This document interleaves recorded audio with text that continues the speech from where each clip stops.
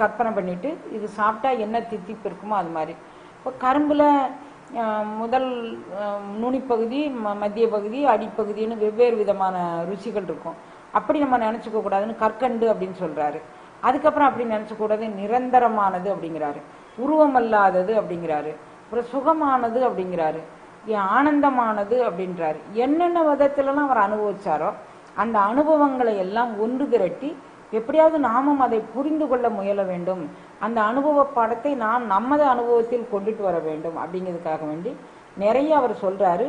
அந்த அந்த அனுபவத்தை இந்த அனுபவத்தை எதுக்காண்டி அப்படி சொல்றாருன்னா, நான் இதோடு ஒன்றி இருந்தேன், இந்த அனுபவ பொருளோடு ஒன்றி இருக்கும்போது நான் இல்லை, எனது இல்லை, எதுவுமே இல்லை, அங்கே ஒரு சலனமற்ற ஒரு தன்மையில் இருந்தேன். மீண்டும் இவ்வுலகத்துக்கு வரும்போது இந்த உலகியல் ரீதியான எல்லா விதமான சூழ்நிலைகளும் பந்த பாசங்களும் எல்லாம் ஒட்டுது. அதுக்கப்புறம் நான் தனித்து நான் அந்த அனுபவ பொருளை தேடி போகும்போது கொஞ்சம் கொஞ்சம் அதனுடைய ருசி தெரியுது. அதுக்கப்புறம் மீண்டும் உலகியல் வருது, மீண்டும் அருளியல் வருது, மாறி மாறி நான் அங்கும் இங்கும் அலக்களிக்கப்பட்டேன். நீங்களும் இதில் நிகாவாக இருந்து அலக்களிக்கப்படும் போது என்ன மாதிரி நீங்களும் இறைவன்கிட்ட வேண்டுங்க. அப்படி வேண்டும்போது சரணாகதி பண்ணி நான் தீனமாக அழுது தொழும்போது உங்களுக்கு அழுகையில் எல்லா விதமான யோகக்கனலும் அந்த யோகக்கனல் மூலமாக எழுப்பக்கூடிய எல்லா சுரப்பிகளும் சுரக்கும். அப்படி அந்த சுரப்பிகள் சுரக்க சுரக்க நம்மளுடைய திசுக்களில் புகுந்துள்ள பழைய கர்ம வினைகள் அத்தனையும் நமக்கு போகும். அப்போ ஒவ்வொரு திசுக்களிலும் இருக்கக்கூடிய கர்ம வினைகள் போகணும் அப்படின்னு சொன்னால் இறைவனுக்காக வேண்டி அழுகை ரொம்ப முக்கியம். அந்த அழுகையை நம்ம இறைவனுக்காக வேண்டி செலுத்தினோன்னா இறைவன் நம்மளுடைய கர்ம வினைகளை எல்லாம் கழித்து நம்மளுடைய பழைய வினைப்பதிவுகள் எது எது உண்டோ அதை கழித்ததோடு நிகழ்காலத்தில் உண்டான வினைகள் இப்போ நிகழ்காலத்தில் நம்ம சாப்பிட்டா ஒரு வினை சேரும், நம்ம தூங்கினா ஒரு வினை சேரும், நாம் ஒருத்தரை தரக்குறைவாக பேசினா ஒரு வினை சேரும், நம்ம சம்பாதிக்கும் போது ஏற்றதாழ்வா யாரையும் துன்புறுத்தி பறிச்சா நமக்கு சேர வேண்டிய காசு தவிர அதிகப்படியான பணத்தை நம்ம வசூல் பண்ணோம்னா எல்லாத்திலையும் நமக்கு வினை வரும். அது இந்த பிறவியில் அனுபவிக்க முடிந்தால் அனுபவித்து கழிக்க சூழ்நிலை வரும். இதில் அனுபவிக்க முடியாத போது அடுத்த பிறவிக்கும் அந்த வினை நம்மளை சாரும் அப்படிங்கக்கூடியதை இதில் முழுமையாக சொல்லி அந்த வினைகள்லாம் பிராரத்த சஞ்சித ஆகாமிய கர்மாக்கள் நம்மளை சாராமல் இருக்கன்னா அணு தினமும் ஒவ்வொரு நொடியும் இறைவனுக்காண்டி நீங்கள் அழுங்க, இறை அனுபவத்தை பெறணும்னு அழுங்க அப்படின்னு நமக்கு வழிகாட்டுறாரு. அதில் பொருள் வணக்கம் அப்படிங்கக்கூடிய தலைப்பில் சொல்கிறாரு. வணக்கம் யாருக்குரியதுன்னா பொருளுக்கு உரியது அப்படிங்கிற பொருள்னா என்ன அப்படின்னு சொல்லும்போது பொருள் அல்லவற்றை பொருளாக செய்யும் மருளானா மானா பிறப்பு அப்படிங்கிறார் வள்ளுவர். பொருள்னா என்ன அப்படின்னா பொருள் இல்லாததெல்லாம் பொருளாக செய்ய வல்லதான் இந்த உலகத்தில் உண்டான இயற்கை. அப்போ பொருள் எது அப்படின்னா போற்றி என் முதலாகிய பொருள், வாழ்க்கைக்கு மூலதனமாகிய பொருள் அந்த ஒருவன் தான். அந்த மூலதனமான அந்த பொருளை சேகரிக்கிறதுல நம்மளுடைய கண்ணும் கருத்தும் இருக்கணுமே தவிர இந்த உலகியல் பொருளை நம்ம எவ்வளவு சேகரித்து வச்சிருந்து எவ்வளவு பராமரித்து வச்சிருந்தானாலும் இது நமக்கு எந்த வகையிலும் இது நமக்கு உதவி செய்ய போறது இல்லை. அதை நம்மளை எப்படி நம்ம எத்தனை கோடிக்கு சம்பாதிச்சு வச்சிருந்தானாலும் உடுப்பது 4 முழம், உண்பது ஒரு நாளி, அவ்வளோதான். ஒரு 4 அரிசி சாப்பாடு தான் நம்மளால் சாப்பிட முடியும். உடுப்பது 4.5 முழ துணி தான் நம்மளால் உடுத்த முடியும். 9 கஜ புடவை நம்மளால் கட்டிக்க முடியாது. 5.5 மீட்டர் தான் நம்மளால் கட்டிக்க முடியும். அந்த 5.5 மீட்டர் துணிக்காக வேண்டி நம்ம இவ்வளவு செஞ்சு இவ்வளவு ஒரு சான் வயரை நிரப்புறதுக்காக வேண்டி தான் என்ன கோடீஸ்வரத்தனமாக சாப்பிட்டானாலும் அந்த ஒரு சான் வயத்துக்கு தான் சாப்பிட முடியும், அதுக்கு மேலே சாப்பிட முடியாது. அவை பாட்டி சொல்லா, ஒரு நாள் உணவே ஒளி என்றால் ஒளியாய், 2 நாளைக்கும் 7 என்றால் 7.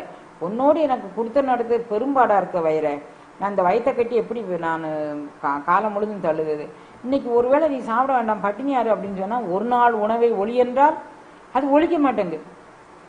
2 நாளைக்கு சரி ஒரு இடத்துல கல்யாண வீட்டுக்கு போனோம், நிறைய சாப்பாடு விதவிதமாக வச்சுருக்குறாங்க, வாய்க்கு ருசியாக வேற இருக்குது, நம்ம சரி இதை சாப்பிட்றலாம் அப்படின்னா 2 நாள் உறவை 7 என்றா, நீ ஏண்டுக்கோ வச்சுக்கோ 2 நாளைக்கு சாப்பிட்டுக்கோ, அதுக்கப்புறம் என்னை தொந்தரவு பண்ணாது அப்படின்னா அதுவும் கேட்க மாட்டேங்க. ஒரு நாள் சாப்பாடை ஒரு வேளை சாப்பாடை ஒழிக்கவும் மாட்டேங்கு, 2 நாள் சாப்பாடை ஏற்கவும் மாட்டேங்க. இப்படி தான் இருக்குது வாழ்க்கை. இதுக்கு போய் பொருள் பொருள் பொருள் பொருள் பொருள் இது நமக்கும் இப்படி தான், நம்ம தாத்தாச்சிக்கும் இப்படி தான், அவங்க தாத்தாச்சிக்கும் அப்படி தான். எத்தனை ஜென்ரேஷன் மாறினாலும் இப்போ நாங்கள் நவீன உலகத்தில் இருக்கிறோம். உங்களுக்கு அதை பற்றி தெரியாது. நாங்கள் இருக்கிற உலகம் வேறு, நீங்கள் இருக்கிற உலகம் வேறு. எந்த உலகத்துக்கு இருந்தாலும் நீ ஒரு சான் வயிற்றுக்கு மேலே சாப்பிட முடியுமா? நீ ஐஸ்கிரீமாக சாப்பிட்டானாலும் எத்தனை ஐஸ்கிரீம் சாப்பிட முடியும்? ஒரு நாள் முழுதும் ஐஸ்கிரீம் சாப்பிட்டானாலும் விலை கூடின ஐஸ்கிரீம் எல்லாம் ஒரு ஐஸ்கிரீம் சாப்பிட முடியாது. ஒரு ஆள் வந்து அதை ஒரு ஐஸ்கிரீம் வாங்கி 2 பேர் தான் நிறந்துக்க முடியும். அந்த மாதிரி ஐஸ்கிரீம் இருக்கு.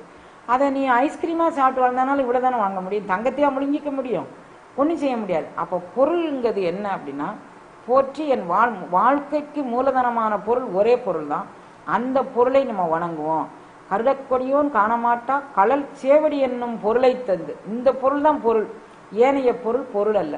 அப்ப நம்ம வணக்கம் எதற்குரியது அப்படின்னா, இந்த பொருளுக்கான வணக்கம். இது நமக்கு வாழ்க்கைக்கு மூலாதாரமான அந்த நம்மளுடைய உயிர் மூச்சான நம்மளுடைய வினைப்பதிவுகள் அத்தனையும் கழிக்க செய்து தன்னோடு நம்மளை ஐக்கியப்படுத்தி கூடிய அந்த பரத்திற்கு தான் நம்மளுடைய வணக்கம் இருக்கணுமே தவிர ஏனைய இதற்கு இருக்கக்கூடாது. அப்படிங்கிறதுனால பொருள் வணக்கம் அப்படின்னு சொல்றாரு.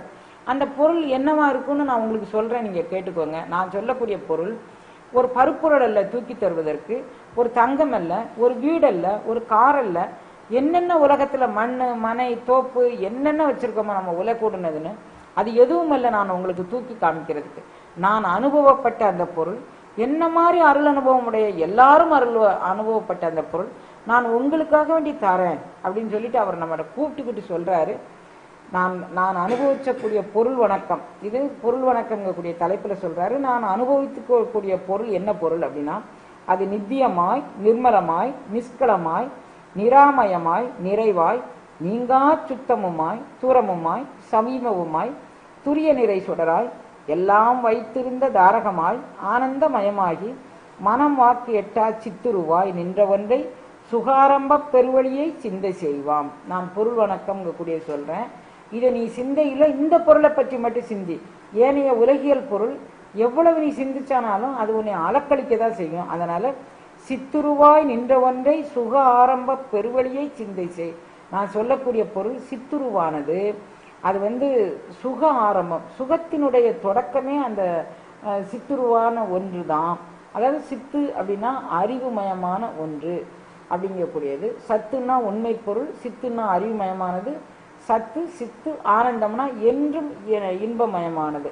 அப்ப நான் சொல்லக்கூடியது சித்துருவானது, அறிவுமயமானது, அது நிறைவானது, அது சுகத்தின் ஆரம்பமானது, அது பெருவழியாய் நிற்கக்கூடியது.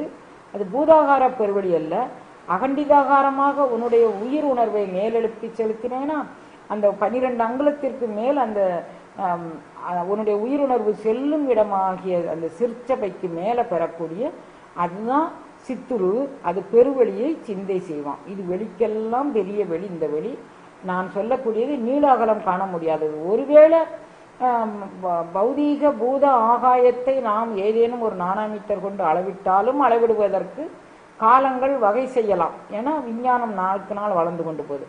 ஆனால் அருள் அனுபவம் வரும் அந்த அருளாகாய பெருவழியை எவராலும் அதை நிர்ணயம் பண்ண முடியாது. அப்படிங்கிறதுனால பெருவழியை சிந்தை செய்வான். நீ சிந்தைக்குள்ள வச்சுக்கோ. அது எப்படிப்பட்டது அப்படின்னு மீண்டும் சொல்றாரு. நித்தியமானது, அது அழிவில்லாதது, நிர்மலமானது, அது மலங்களுக்கெல்லாம் அப்பாற்பட்டது, அது நிஷ்கலமாய், அது உருவமில்லாத ஒன்றாய்.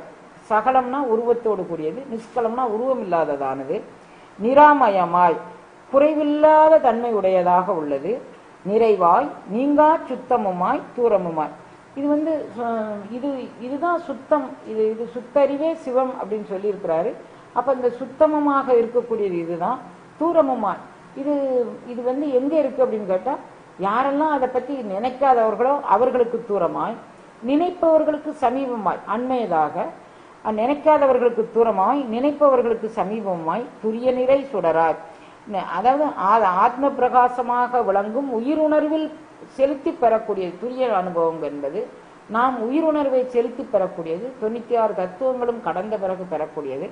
அது துரிய நிறை சுடராய் எல்லாம் வைத்திருந்த தாரகமாய்.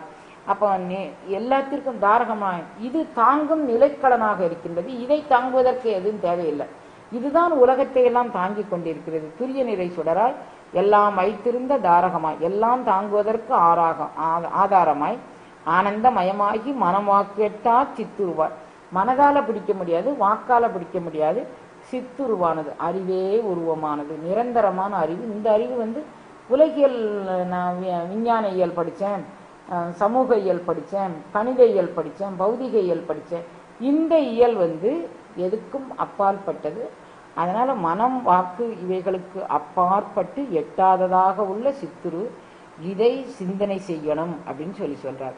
யாது மன நினையும் அந்த நினைவுக்கு நினைவாகி யாதின்பாலும் பேதமர நின்று உயிர்க்கு உயிராகி அன்பருக்கே பேரானந்த கோதில் அமுது ஊற்று அரும்பி குணங்குறி ஒன்று அற தன்னை கொடுத்து காட்டும் தீதில் பராபரமான சித்தாந்த பேரொழியை சிந்தை செய்வாம். இது எப்படி இருக்கு அப்படின்னா, யாதும் மன நினையும் அந்த நினைவுக்கு நினைவாகும். நான் இந்த பரத்தை இரு கண்ணில் ஒளிர்வதாகிய ஞான ஒளியாக நினைக்கிறேன், அல்லது சகசரதளத்தில் புகும் அருள் ஒளியாக நினைக்கிறேன், அல்லது தொண்டைக்கு மேல் பெறக்கூடிய அந்த அந்த அமுததாரையாக நான் நினைக்கிறேன். ஏன்னா யார் யாரு எந்தெந்த அனுபவத்தை இறைவன் காட்டி கொடுத்துருக்கிறானோ அது மயமாக நினைக்கிறாங்க அப்படின்னு வச்சா, யாது மன நினையும் அந்த நினைவுக்கு நினைவாகி. நீங்க எப்படி எப்படி அனுபவப்படுறீங்களோ அந்த நினைவுக்கு நினைவாக நின்று உங்களுக்கு அருள் அனுபவம் தரக்கூடியது. யாதின்பாலும் பேதமர நின்று உயிர்க்கு உயிராகி. எதுக்கிட்டக்கும் பேதம் கிடையாது. அது நான் நீ ஏற்றதாழ்வானவன், நீ படித்தவன், நீ படிக்காதவன், அழகானவன், அந்த யாதும் பேதமர எந்த சிந்தனையிலும் வேறுபாடு இல்லாத தன்மையாய் உயிர்க்கு உயிராகி. எல்லா உயிர்களையும் அதுதான் நிறைந்து நிற்கின்றது. அதனால உயிர்க்கு உயிராகி அன்பருக்கே பேரானந்தம் கோதில் அமுது ஊற்றறிந்து. எல்லா உயிருக்கும் உயிராக இருக்கிறோன்னா அந்த எல்லா உயிருக்கும் உயிராக இருக்கிறத நான் எப்படி அன்றுக்குவேன்? நீ அன்பராக ஆகணும். யாவராயினும் அன்பரன்றி அறியவனாதவன் அப்படின்னு சொல்லாங்க. அப்ப யாரா இருந்தாலும் அன்பராகணும். அன்பராகிறதுக்கு என்ன? பூரணமாக இப்படி ஒரு பொருள் இருக்கு அப்படிங்கக்கூடிய நம்பிக்கை நமக்கு வேணும். அதனால தெய்வம் என்பதோர் சித்தம் உண்டாகி அப்படிங்கிறாரு. அந்த இது தெய்வம் அப்படிங்கக்கூடிய சித்தம் உண்டான பிறகு நான் அதை சரணாகதி பண்ணணும். அந்த சரணாகதி பண்ணதோடு நான் அந்த நம்பிக்கை இடையறாத அன்பு, என்னை தடையீடுபட்ட அன்பு தான் நமக்கு கிடைக்கும், இடையறா அன்பு கிடைக்கல. அப்ப இடையறா அன்பு நான் ஊற்றலும் கண்ணீர், அதனால் இடையறா அன்போடு நான் வேண்டுனேன்னா அவங்க தான் அன்பர். அப்ப அன்பருக்கு கோதில் அமுது ஊற்று அரும்பி, குற்றமற்ற ஊற்றரும்பாக அந்த அமுததாரை வணங்குகின்றது. குணம் புரி ஒன்றர தன்னை கொடுத்து காட்டும்.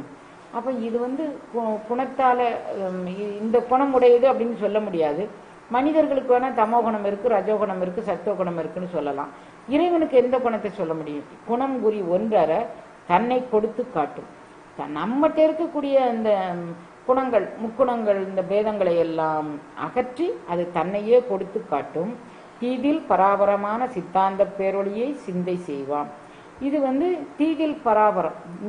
இந்த பரத்திற்கு மேல் பரம், இதுதான் நம்ம சிந்தனை செய்யக்கூடியதாக இருக்கு. வேற எந்த சிந்தனையும் நம்ம மனதுக்குள்ள புகவிடாமல் நாம் பார்த்து கொள்ள வேண்டும் அப்படிங்கிறார்.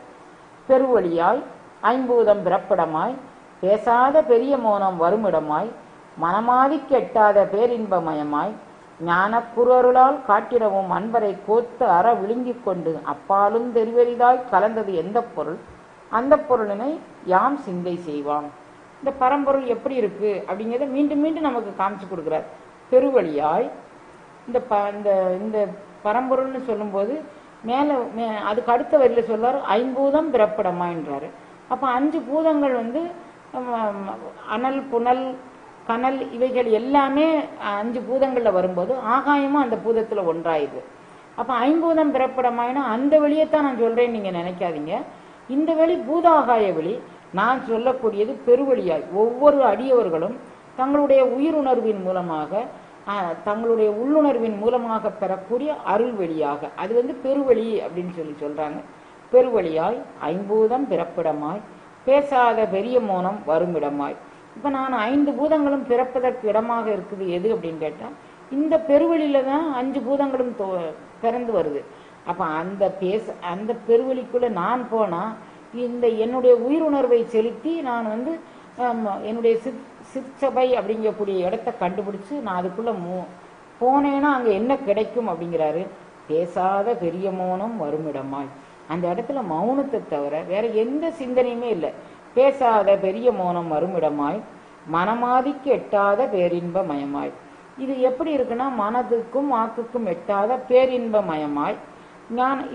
இதை நான் சொல்லி சொல்லி காமிக்கிறேன், என்னால சொல்ல முடியல. ஏன்னா மனம் அங்க தொடங்குது. மனம் இருந்தாதான் நான் உங்ககிட்ட பேச முடியும். இந்த வாக்கு புறப்பட்டு வந்தாதான் நான் என்ன சொல்றேன்னு உங்க காதுல கேட்க முடியும். அப்ப இந்த இந்த வைகரி வாக்கு தவிர அந்த இது வந்து ஸ்தூல வைகரியா உங்கள் காதுக்கு புறக்காதுக்கு கேட்கிற மாதிரி இருக்கு. சூக்கும வைகரியா நான் எனக்குள் அருள் அனுபவத்தை உணர வேண்டும் என்று நினைக்கும் போது அது பேரின்ப மயமாய் அது இருக்கு. அப்ப அந்த மோனம், பெரிய மோனம் வரும் இடமும் இதுவாக தான் இருக்கு. மனம் எட்ட முடியாது, வாக்கு எட்ட முடியாத இடமும் இந்த இடமா தான் இருக்கு. ஒரு அருளால் காட்டிடவும் அன்பரை கோத்தர விழுங்கிக் கொண்டு அப்பாலும் தெரிவு அரிதாய் கலந்தது எந்த பொருள் அந்த பொருளினை யாம் சிந்தை செய்வோம். இது வந்து நானே தெரிஞ்சுக்குவோம் அப்படின்னு சொல்லி தான் நான் இருந்தேன். நான் வந்து தாய்மான சுவாமி கோயிலுக்கு போவதும் தாய்மான சுவாமிகளை பிரிஞ்சு நான் இறங்கி வரமேன்னு நினைக்கிறதும் அப்படிதான் நான் இருந்தேன். ஒரு நாள் நான் அப்படி போயிட்டு வரும்போது என்னுடைய எதிரில் என்னுடைய மோனகுரு தென்பட்டார். நான் அவருக்கு பின்னாலே சென்று போனேன். எப்படியாவது இந்த அருஞானத்தை எனக்கு புகட்ட வேண்டுமென்னு. அந்த அருஞானத்தை அவர் தொட்டு காட்டினார். அப்போ குரு அருளால் காட்டிடவும் அன்பரை கோத்தர விழுங்கிக் கொண்டு, என்னுடைய குருநாதர் தொட்டு காட்டியவுடன் அன்பரை கோத்து அற விழுங்கிக் கொண்டு என்னை அப்படியே பூர்ணமா அது ஏத்துக்கிடுது. அப்படி ஏத்துக்கிட்டு பிரிவற்று, கோத்தரன்னா பிரிவில்லாமல் அது ஏற்றுக்கொள்கிறது. இப்போ ஊசியில நூலை கோத்துக்கோங்க அப்படின்னு சொல்லும். கோக்குறதுனா ஊசியும் நூலும் பிரிவில்லாமல் இருந்தாதான் அது ஒரு பயன்பாட்டுக்கு வரும். நான் என்னுடைய தலைவனோடு என்னுடைய குருநாதரோடு அந்த பேசா மோன அனுபவத்தோடு நான் இரண்டரை கலந்தாதான் நான் பெற்ற பயனை அந்த பயனை அனுபவிக்க முடியும். அப்ப குருவருளால் காட்டிடவும் அன்பரை கோத்து அற விழுங்கிக் கொண்டு அப்பாலும் தெரிவரிதாய் கலந்தது எந்த பொருள் அந்த பொருளினை யாம் சிந்தை செய்வோம். இப்படி ஒரு பொருள் ஒன்று இருக்குன்னு சொல்லிக்கிறாங்களே, அந்த பொருள் நான் உலகியல்ல நான் பெரிய பெரிய பொருளெல்லாம் பார்த்துருக்கேன். பெரிய வைர நெக்லஸ்ங்கிறாங்க, பெரிய கோகினூர் வைரம் அப்படிங்கிறாங்க. உலகத்தையே விலைக்கு வாங்கக்கூடிய பொருட்கள்லாம் இருக்குது. ஒரு பொருளை கொடுத்தா உலகமே விலைக்கு கிடைக்கும் அப்படிங்கிறாங்க. இது எல்லாத்தையும் நான் பார்த்துட்டேன். எத்தனையோ சித்துக்கள், அந்த சித்துக்கள் மூலமாக அண்ட கோடிகளெல்லாம் அரைக்கணத்தேகிற கண்டு கொண்டிட ஒழுகி கலை நிறை மணிங்கிறாங்க. அந்த மணியெல்லாம் பற்றி தெரிஞ்சுக்கிட்டேன். ஆனா இந்த பொருள் இருக்கு, அந்த பொருள் வந்து அந்த பொருள்களை அனைத்தையும் பொருள் அல்லவாக செய்துவிடும். இது பக்கத்துல நிற்கும் போது அது ஒரு பொருளா? இந்த அனுபவத்து பக்கத்து மேல இந்த மாதிரி ஒரு அருள் அனுபவம் கிடைக்கும் போது இதெல்லாம் ஒரு பொருளா? கோகினூர் வைரம் என்ன, அதை விட பெரிய வைரம் வந்தானாலும் ஐயோ, எம்பெருமானுடைய மோன அனுபவம் என்ன, அவன் என்னை கோத்து அற விழுங்கி கொண்டு எல்லாம் மற்ற இடத்துல எனக்கு இந்த உலகம் இரவு தெரியல, பகல் தெரியல, யார் பக்கத்துல வந்தான்னு தெரியல, எனக்கு உடல் நினைவில்லை, எனக்கு சுகர் இருக்கா, ப்ரெஷர் இருக்கா, கொலஸ்ட்ரால் இருக்கா, என் சொந்தக்காரன் அப்படி சொன்னானா இப்படி சொன்னானா, அது ஐயோ அந்த சுகத்தில் அப்படியே இருந்துட்டு இந்த உலகத்துக்கு வரும்போது இத்தனை மாயைகளும் கலந்த இந்த உலகத்தை விட்டு நாம் எங்கே இருந்தோம்? ஐயோ அந்த பொருள்லாம் ஒரு பொருள் உலகத்துல, வேற இந்த பொருளெல்லாம் ஒரு பொருளா? இந்த கட்டில் ஒரு பொருளா, இந்த மெத்த ஒரு பொருளா, இந்த வைரம் ஒரு பொருளா, இந்த நிலம் ஒரு பொருளா, இந்த வீடு ஒரு பொருளா, இந்த கார் ஒரு பொருளா, இதெல்லாம் ஒரு பொருளா? இப்படி ஒரு தியானத்துல போயிட்டு அப்படி திரும்பி வரும்போது அது அவர் சொல்லார், குருவருளால் காட்டிடவும் அன்பரை கோத்து அற விழுங்கி கொண்டு அப்பாலும் தெரிவரிதாய் கலந்தது எந்த பொருள் அந்த பொருளினை யாம் சிந்தை செய்வோம். அது உனக்கு தொடர்ந்து நிலைச்சு நிற்க முடியாடா கண்ணா, நீ அதை சிந்தை செய்துக்கிட்டே இரு, தொட்டே இரு அந்த நிலைய. அதுக்கப்புறம் அது உன்னை விழுங்கும் போது விழுங்கிப்போம். இப்போ உனக்கு அந்த அனுபவம் என்னன்னு காமிச்சு கொடுத்தாச்சு. இந்த அனுபவம் தான் நீ நிறைய அனுபவமா பெறணும். அப்புறம் 96 தத்துவங்களும் உங்ககிட்ட போவதும் வருவதுமா இருக்கு. அந்த 96 தத்துவங்கள் இருந்து விலகி நீ இந்த அருள் மோனத்துல, இந்த ஞான மோனத்துல கரையணும். மோன நிலைனா என்ன அப்படின்னு உனக்கு காட்டி கொடுத்தாச்சு. அந்த மோனத்தை விழுங்கி கொண்டு, அந்த ஞானத்தை நீ விழுங்கி கொண்டு அது மயமாக நீ இருக்கதான் உனக்கு நீ தெரிஞ்சுக்க வேண்டியது. மற்றபடி நீ ஒன்றும் நினைக்க வேண்டாம். இதையே நீ சிந்தை செய்து கொண்டு இரு. குறைஞ்சபட்சம் ஒரு சிந்தனையில வச்சுக்கோ. நீ என் சிந்தனைக்குள்ள பக்கத்து வீட்டுக்காரி என்ன இப்படி சொல்லிட்டாளே, அண்டைய எல்லாரும் என்ன இப்படி சொல்லிட்டாளே, என் பிள்ளைய அவங்க இப்படி சொல்லிட்டாங்களே, என் மச்சான இப்படி சொல்லிட்டாங்களே, எனக்கு என் இதயத்தை தொலைக்கிற மாதிரி, அடாடா எண்ணத்தை தொலைச்சி என்ன ஆக போகுது? எத்தனையோ பிறவிகளை நாம எத்தனையோ பேருக்கு ஏதோ ஒன்று செஞ்சுட்டு வந்திருப்போம், போ விடு. இப்போ நான் சிந்தை செய்யக்கூடியது இந்த கிடைத்திற்கரிய பொருளை, இந்த ஞானமயமான பொருளை, இதை சிந்தை செய்ய வேண்டுமே தவிர வேற எதையும் நான் சிந்தை செய்யக்கூடாது. அதனால தெரிவரிதாய் கலந்தது எந்த பொருள் அந்த பொருளினை யாம் சிந்தை செய்வாம். இகபரமும் உயிர்க்கு உயிரை யான் எனது அற்றவர் உறவே எந்த நாளும் சுகபரிபூர்ணமான நிராலம்ப கோசரத்தை துரிய வாழ்வை அகமகிழ வரும் தேனை முக்கனியை கற்கண்டை அமிர்தை நாடி முகு என இரு விழி நீர் முத்து இறைப்ப கரமலர்கள் முகிழ்த்து நிற்பாம். நான் 2 கையும் எடுத்து இது அஞ்சலி முத்திரை, அந்த அஞ்சலி முத்திரை மூலமாக நிறைய நம்ம வந்து அருள் அனுபவம் பெறலாம். நம்ம மனம் ஒடுக்கத்துக்கு அஞ்சலி முத்திரை ஒரு சாதனமாக அமையும். அஞ்சலி முத்திரைங்கிறது இரண்டு கைகளையும் மார்புக்கு நேரம் வச்சு இப்படி குமிச்சுக்கிறது தான் அஞ்சலி முத்திரைங்கிறது. நான் வந்து இந்த அருள் அனுபவம் கிடைச்ச உடனே இது சிந்தையை விட்டு இந்த அஞ்சலி முத்திரை வந்து எப்போ வரும் அப்படின்னு கேட்டிங்கன்னா, ஒரு ஆழ்ந்த தியானம், மிக ஆழ்ந்த தியானம். இந்த உலகியெல்லாம் இதுவரைக்கும் நம்ம கிடைத்திருக்கிற ஒரு தியானத்துக்குள்ளே அப்படியே மூழ்கி இருக்கோம். அப்படி மூழ்கி அந்த அந்த நிலையில் இருந்துட்டு இந்த உலகியலுக்கு வரும்போது அந்த தியான அனுபவம் நம்மளை விட்டு போயிடுமோ, அந்த அதை விட்டுட்டு இந்த பரம் எதை சிந்தை செய்வாம்னு சொல்லி தாய்மானவர் போற்றி புலம்பி அப்படி அழுதுருக்கிறாரா, அந்த மோன வழி நம்மளை விட்டு போயிருமோ, மீண்டும் நான் வந்து ஏன்னா பலமுறை போயிட்டு வந்துட்டு இருக்கு, அப்போ மீண்டும் நான் இந்த உலகியல் சிந்தனைக்கு வந்துடுவேன், அதை வரக்கூடாதுங்கிறதுக்காக வேண்டி நம்ம நெஞ்சத்தடத்திலிருந்து அது போயிருமோங்கக்கூடியதுக்காக வேண்டி எல்லா பொறிகளையும் புலன்களையும் அடக்கி கொண்டு நம்ம அதை கட்டுப்படுத்தி வச்சிருக்கிற மாதிரி ஒரு பாவனை அது தந்துடும் நமக்கு.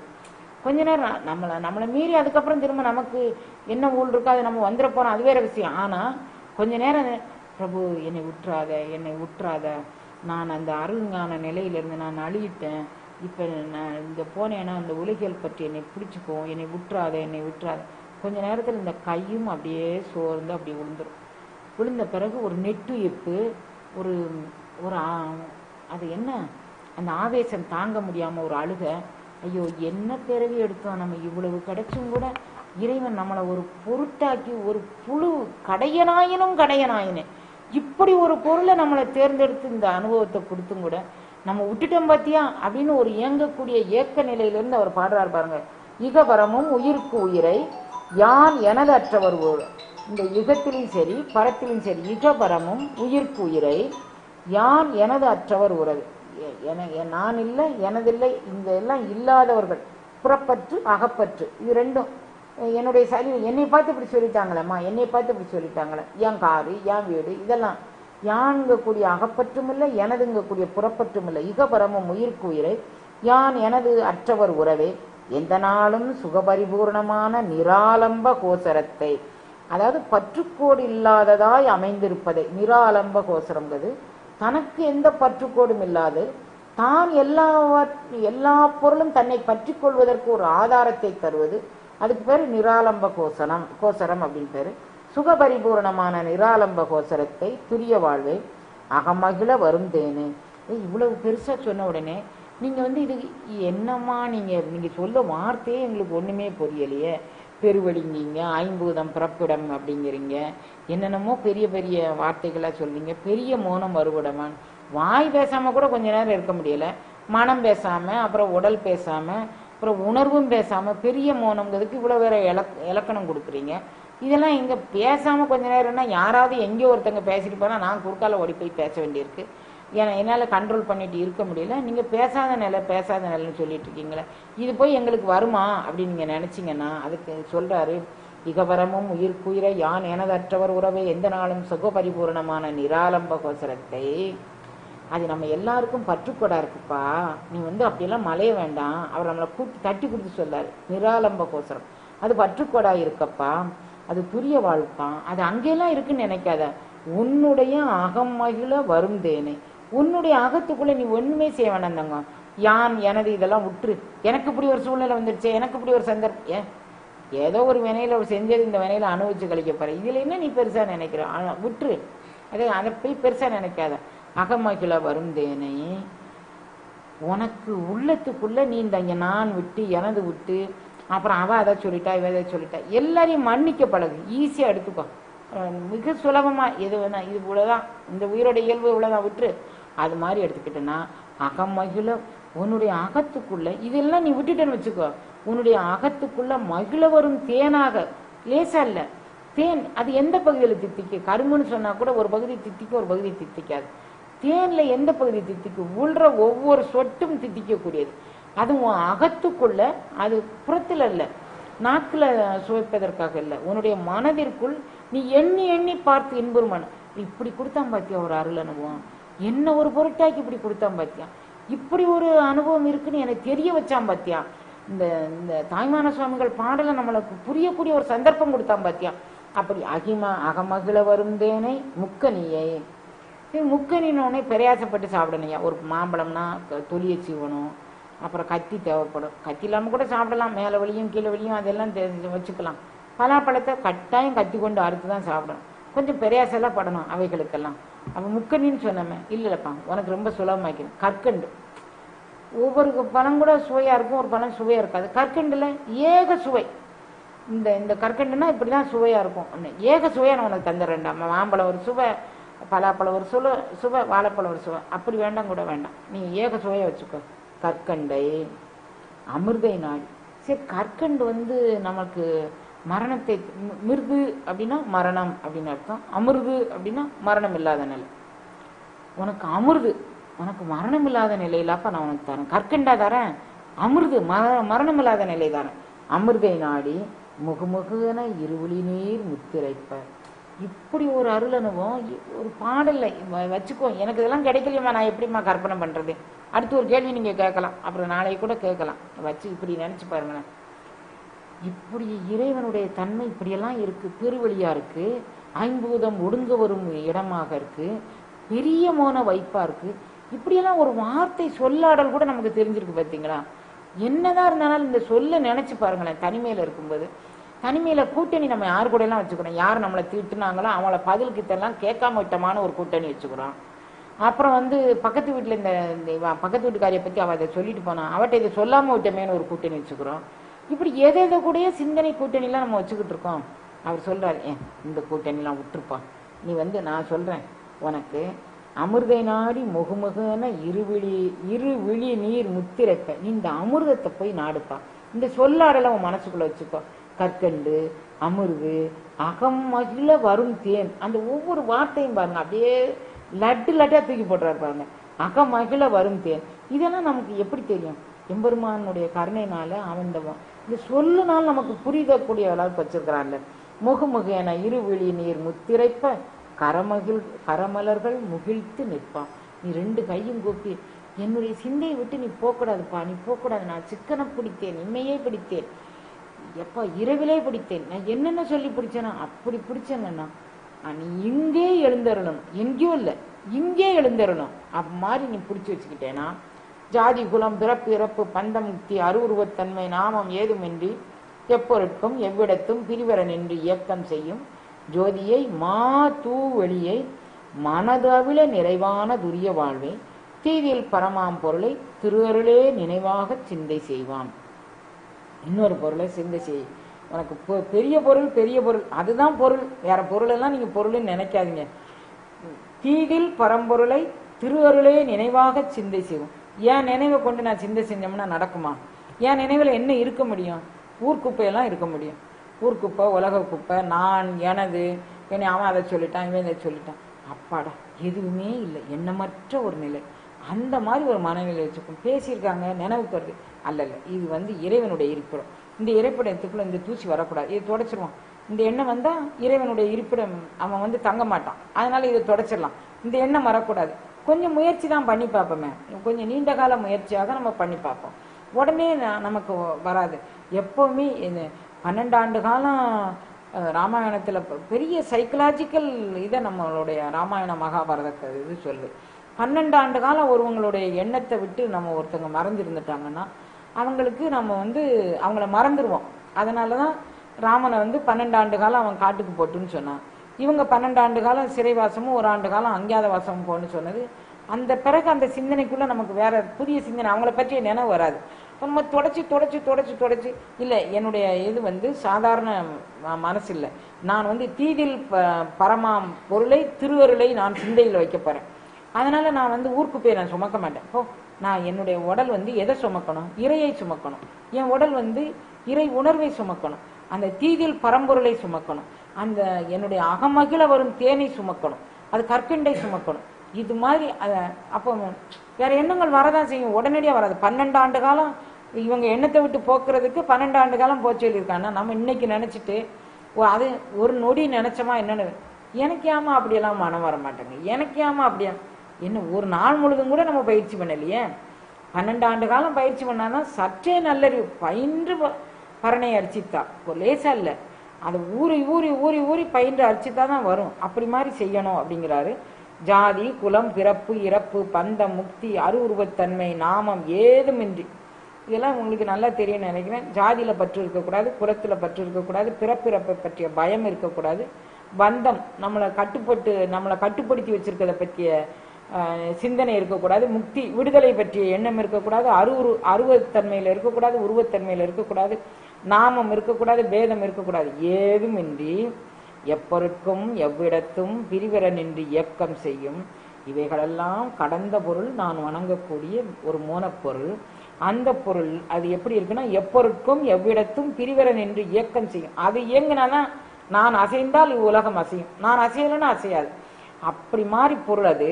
எப்பொருட்கும் எவ்விடத்தும் பிரிவர நின்று இயக்கம் செய்யும் ஜோதியை நான் சொன்ன உடனே அதுக்கு என்னவோ பெரிய நாமம் இருக்கு, ரூபம் இருக்கு, பேர் இருக்குன்னு நினைக்குங்க. அது ஜோதி சொருவமானது, அது ஒளிவண்ண திருமேனி. அதனால ஜோதியை மா தூ வெளியே, ஜோதின உடனே உங்களுக்கு தெரிஞ்ச அளவுக்கு ஒரு பெரிய தீப்பந்தத்தை நினைச்சுக்கிட்டு பார்ப்பீங்க. இல்ல, மா தூவெளி, இந்த பூதாகார வான்வெளியை நீங்க சிந்தனை பண்ணதை வர அகண்டிதாகார வான்வெளியை, உங்களுடைய அருள் உணர்வில் இருக்கக்கூடிய அருள் ஆகாயத்தை நீங்க பாருங்க. அந்த அகண்டிதாகார வான்வெளியை ஜோதியை மாத்தூவெளியை மனதை விட நிறைவான துரிய வாழ். அந்த தூவெளிக்குள்ள போயிட்டீங்கன்னா மனதே இருக்காதுங்கய்யா, அது அவிழ்ந்து போயிடும். மனது வந்து மூட்டையெல்லாம் கட்டி கட்டி கட்டி கட்டி கட்டி வைக்கிறதுக்கு அது ஒரு பெரிய முடிச்சு. அப்படியே அன்னைக்கு என்னை சொன்னா பாரு, அந்த மனதுக்குள்ள அந்த கட்டு போட்டு போட்டு போட்டு இறுக்கி வச்சுக்கிடுது. மனது அவிழ வரு தூவெளியை, அந்த மனது அவிழ்ந்து போகணும்.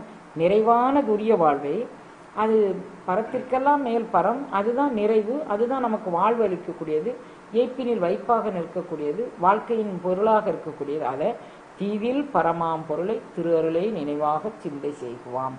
இந்திரஜாலம் கனவு காணலின் நீர் என உலகம் எமக்கு தோன்ற சந்ததமும் சிற்பரத்தால் அழியாத தற்பரத்தை சார்ந்து வாழ்க. குந்து மகிழ் உற நாளும் தடையரா ஆனந்த வெள்ளம் பொலிக என்றே வந்து அருளும் குரு மௌனி மலர்த்தாளை அனுதினமும் அழுத்தல் செய்வோம். என்னுடைய குருநாதர் எனக்கு ஒரு அனுக்கிரகம் பண்ணார் பாருங்க. அந்த அனுக்கிரகத்தை வந்து நான் வார்த்தையால ஒன்றும் வர்ணிச்சு சொல்ல முடியாது. அதை எப்படி சொல்ல அப்படின்னு சொன்னா, வந்து அருளும் குரு மௌனி மலர்த்தாளை அனுதினமும் அழுத்தல் செய்வோம். அவன் என்ன அருள் நான் அப்படின்னு சொன்னா, இந்திரஜாலம் கனவு காணலின் நீர் என உலகம் எமக்கு தோன்ற இந்த மாய வாழ்க்கையை மெய்யென்றெண்ணி மதித்திடா வகை செய்த குருநாதர் எனக்கு. அது எப்படி செஞ்சாரு? இந்திரஜாலம். இது வந்து இந்திரஜாலம் அப்படின்னா இருப்பதை இல்லாததாகவும் இல்லாததை இருப்பதாகவும் காட்டுவது இந்திரஜாலம்.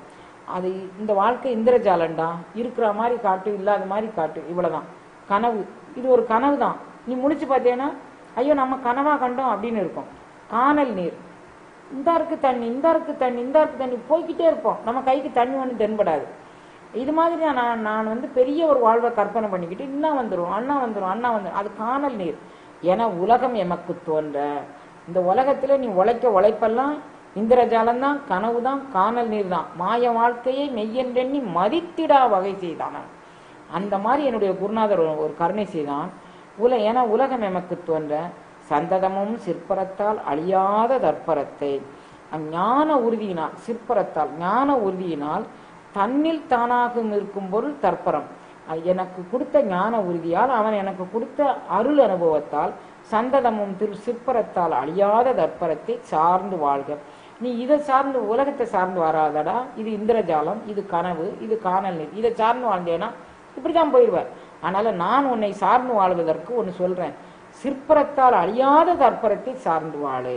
உன்னுடைய மன உறுதியினால் அழியாத தற்பரம், அந்த அந்த பரத்திற்கெல்லாம் மேலான பரத்தை தன்னில் தானாக இயங்கும் அந்த அருட்குருவை நாடி நீ வாழ்க அப்படின்னு இறைவன் எனக்கு கருணை பண்ணினான். புந்தி மகிழ் உற நாளும் தடையரா ஆனந்த வெள்ளம் பொலிக. அவன் அதுக்கு மேல என்ன சொன்னான்? உன்னுடைய புத்திங்கிறது புத்தி, உன்னுடைய புத்தி மகிழ்ந்து உற. நீ எப்பவும் சந்தோஷத்தானே விரும்புற, அந்த சந்தோஷம் நாளும் தடையரா ஆனந்த வெள்ளம் பொலிக்க. ஒரு நாள் கூட தடைவு, என்னாலும் இன்பமே துன்பம் இல்லை. எந்த இடத்துல பாடுறாரு பாருங்க. சுண்ணாம்பு கலவாசல்ல கொண்டு நீட்டி ஆண்டவன் அவருக்கு ஒரு துன்பத்தை கொடுத்துருக்கிறான். அவர் சொல்லாரு, என்னாலும் இன்பமே எனக்கு துன்பம் இல்லை அப்படிங்கிறார். சுண்ணாம்பு காலவாசல் இன்பம்ன்றார்.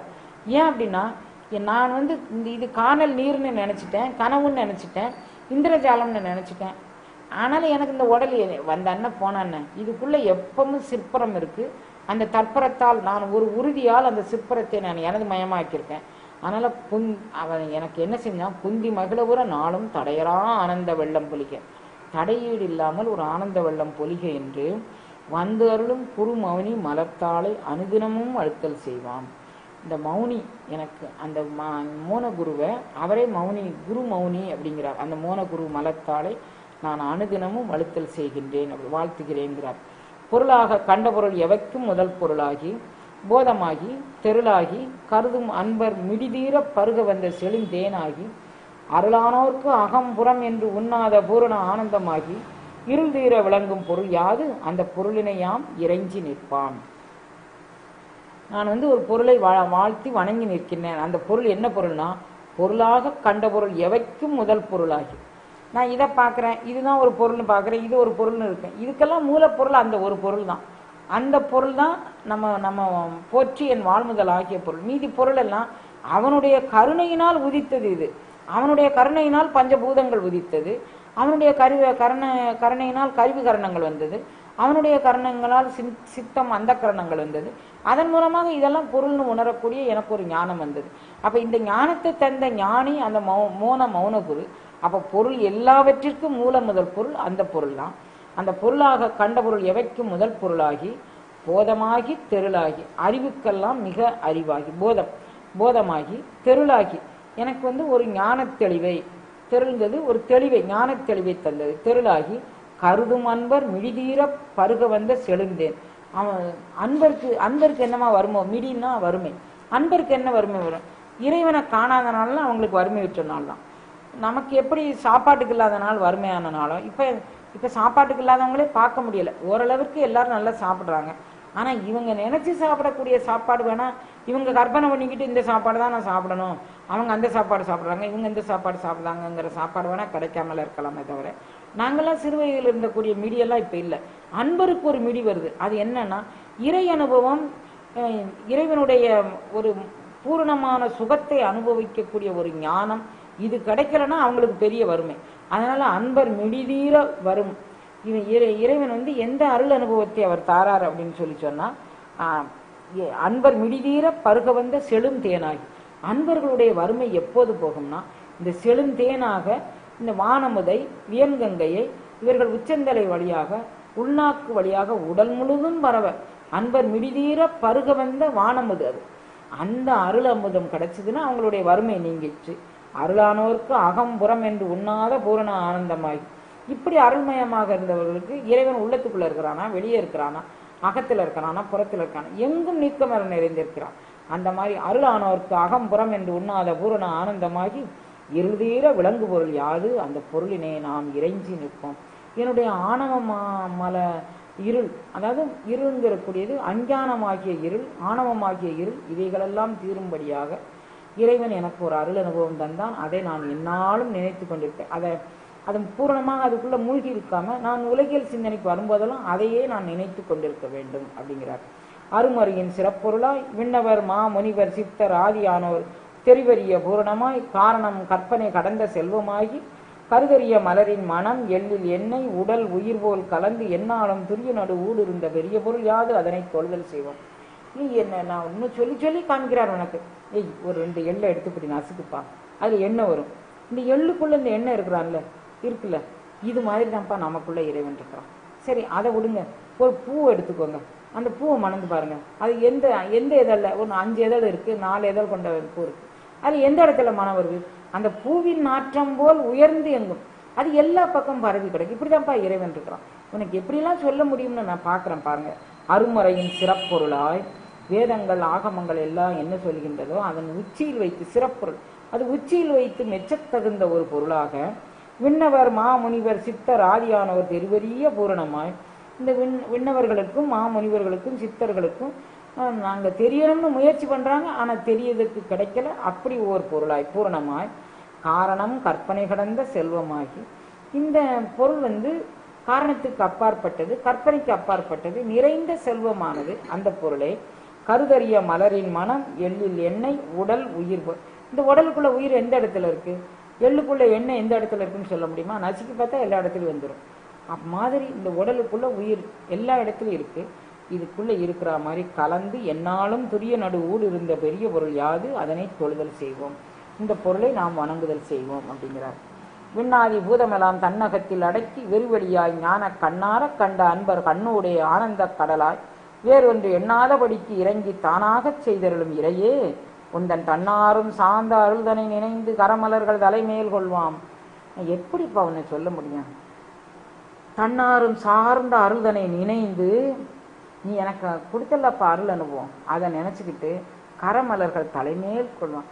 தலைக்கு மேல கையை கூப்பி எப்படியாவது நான் இதை விட்டுறக்கூடாது, இந்த அருள் அனுபவத்தை நான் விட்டுறக்கூடாது அப்படின்னு சொல்லி அதை அப்படியே பிடிச்சிக்கிற மாதிரி நான் அது மாதிரி நிற்கிறேன். தன்னாரும் சார்ந்த அருள்தனை நினைந்து கரமலர்கள் தலைமையில் கொள்வான். யாரை பார்த்து அப்படின்னா விண்ணாதி பூதமெல்லாம் தன் அகத்தில் அடக்கி வெறுவழியாய் எல்லா பூதங்களையும் தனக்குள் அடக்கி கொண்டு விண்ணே யாராலும் நீலாகலம் காண முடியாது வான்வெளி, அதை அடக்கி கிடைச்சுன்னா இது எவ்வளவு பெருசா இருக்குன்னு பாருங்களேன். ஒரு பெரிய அண்டா இருக்கு, அந்த அண்டாக்குள்ள ஒரு குண்டா அடங்கிக்கிடுது. அப்ப குண்டாவோட அண்டா பெருசு. இப்போ நம்ம பார்க்கக்கூடிய பூத ஆகாயங்கிறது பெரிய அண்டா, அந்த அண்டாவை தூக்கி முழுங்கணும்னா அது எவ்வளவு பெரிய அண்டாவா இருக்கும், நம்மளால கற்பனை பண்ண முடியல. அதை காமிச்சு கொடுக்குறாரு.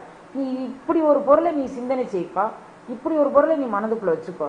விண்ணாதி பூதமெல்லாம் தன் அகத்தில் அடக்கி, இந்த பூதங்களை எல்லாம் தன் அகத்தில் அடக்கி வெறுவழியாய் ஞான கண்ணார கண்ட அன்பர் கண்ணோடே ஆனந்த கடலா.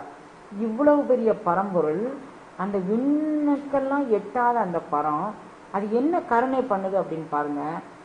எந்த அன்பர் 6 அடி உயரம், மிஞ்சி போனா 6 அடி உயரம், ஒரு சாதாரண மனித ஹைட் வந்து 6 அடி 7 அடி உயரம்.